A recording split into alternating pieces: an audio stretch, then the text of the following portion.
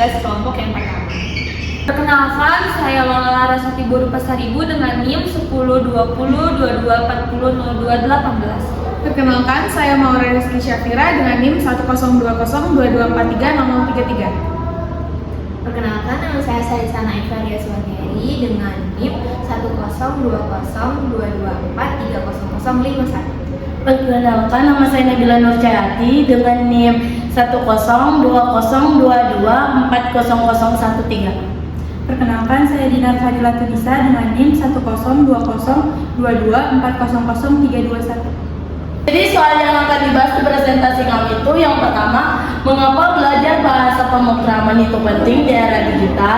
Yang kedua, bagaimana peluang karir bidang TIK di Indonesia, berapa banyak kebutuhan tenaga TIK per tahun di Indonesia, bagaimana peluang karir dan kebutuhan tenaga TIK dunia, bagaimana gaji tenaga TIK di Indonesia maupun luar negeri. Yang ketiga itu, profesi apa saja yang memerlukan keterampilan pemrograman. Dan yang terakhir, bahasa pemrograman apa yang populer saja yang digunakan untuk setiap profesi.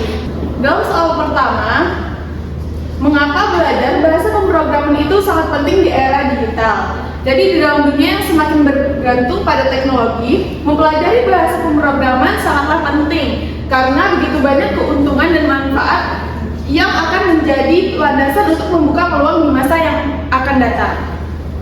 Memahami bahasa pemrograman dapat membantu kita untuk beradaptasi dengan inovasi teknologi yang terus berkembang. Keterampilan dalam pemrograman sangat dibutuhkan dan ditingkatkan karena keterbatasannya pemahaman akan pemrograman di masa teknologi yang semakin berkembang.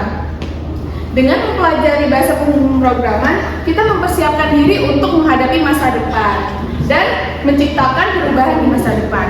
Jadi soal yang kami akan bahas itu bagaimana peluang karir bidang TIK di Indonesia, berapa banyak kebutuhan tenaga TIK per tahun di Indonesia, Bagaimana peluang karir dan kebutuhan tenaga TIK dunia, bagaimana gaji tenaga TIK di Indonesia maupun luar negeri.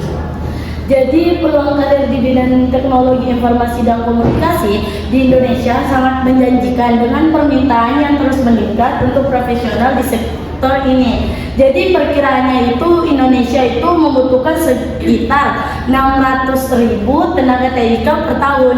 Namun, jumlah lulusan yang sesuai masih terbatas. Di tingkat global, kebutuhan tenaga TIK juga sangat tinggi, dengan jutaan posisi yang harus diisi, terutama di bidang seperti keamanan siber dan data science. Gaji tenaga TIK di Indonesia bervariasi, mulai dari 6 sampai 10 juta untuk pemula hingga 25 juta untuk posisi senior. Sementara di luar negeri, gaji bisa mencapai 80.000 sampai 150.000 US dollar per tahun, tergantung pada lokasi dan spesialisasi. Jadi di sini profesi apa saja yang memerlukan keterampilan pemrograman? Sebetulnya pada bidang IT sangat diperlukan keterampilan untuk bahasa-bahasa pemrograman.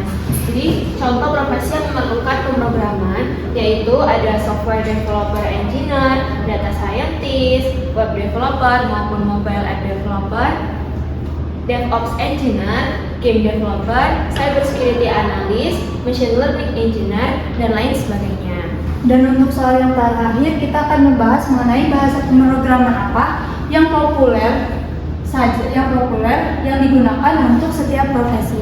Nah, jadi setiap profesi tentunya membutuhkan bahasa pemrograman yang berbeda-beda sesuai dengan kebutuhannya. Di antaranya seperti bahasa Python biasa digunakan untuk web developer dan artificial intelligence. Yang kedua, seperti bahasa Java biasanya digunakan oleh software developer dan juga enterprise application developer.